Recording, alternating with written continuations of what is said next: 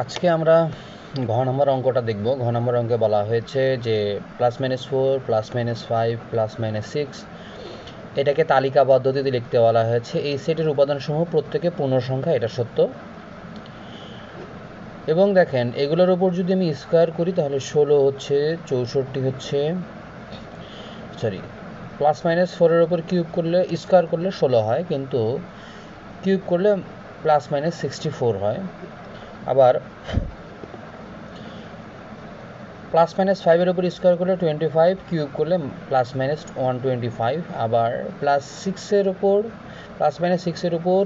Square করলে হচ্ছে 36, আর cube করলে হচ্ছে +-216 আর কি 216 হয়। তো এখানে আমরা দেখতে পাচ্ছি যে উপাদান সমূহের বর্গ অবশ্যই 16 অপেক্ষা বড় হবে অথবা সমান হবে, এবং 216 অপেক্ষা ছোট অথবা সমান হবে। তো সেক্ষেত্রে বলতে পারি যে এক্স স্কোয়ার করলে মানগুলো অলওয়েজ কী হবে, এক্স স্কোয়ার করলে মানগুলো অলওয়েজ 16 এর থেকে বড় অথবা সমান হবে।